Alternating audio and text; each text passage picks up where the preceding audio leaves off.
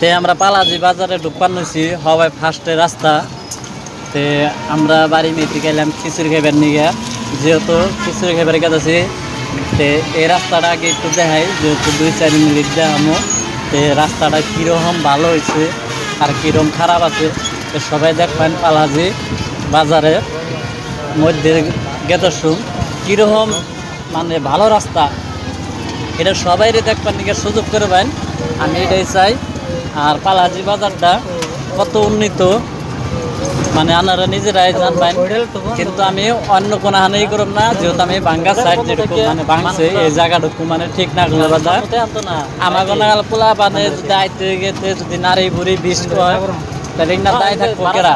তো সেই জন্যে আমি নিজের তরফে থেকে কইতেছি, আমার সরকারের তরফে থেকে কইতেছি যেহেতু মানে পালাজি বাজারটা ঠিক বাঙ্গা রাস্তাটা অল্প ঠিক করে দেওয়ার জন্য আমি অনুরোধ করি। আর আমার এই 2 মিনিট টাইম ভিডিওটা দেওয়ার জন্য অল্প ব্যাকেটে কই আমি সবাই শেয়ারটা করবেন, খালি কমেন্টটা করবেন যেহেতু মানে কি এই জায়গাটা খুব ঠিক লাগবো না লাগবো না এত যাই এটাই আমি চাই ভালো করে না নেবো। যেহেতু কেরা কেরা আমার মত আছেন সবাই কমেন্ট করবেন। আর আগামীতে আমি আনগো ভিডিওটার মাঝখানে কয়ে দেবো যেহেতু যদি বাইচান্স আমার এই ভিডিওটা বহুত প্রচুর শেয়ার হয় তাহলে আমি আগামীতে যেহেতু মানে এরিয়া মানে ব্লগ বানিয়ে আনগো সবাই সিস্টেম বানিয়ে দিন। আর এখানে রাস্তা দিয়ে দেবেন আমরা 2জন মানুষ কত কষ্ট করে গেতাছি জাহি নাকতাছে কষ্ট হইতেছে সবাই দেখ পায়।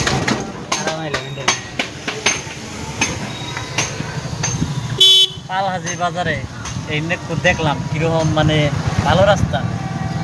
আমি আর শহীদুল পালাজি বাজারে এনে নারী বুড়ি যাই না গেছে এটা আমরা তোমার কইবেন নিয়ে গেছে আর দেখো তোমরা এটা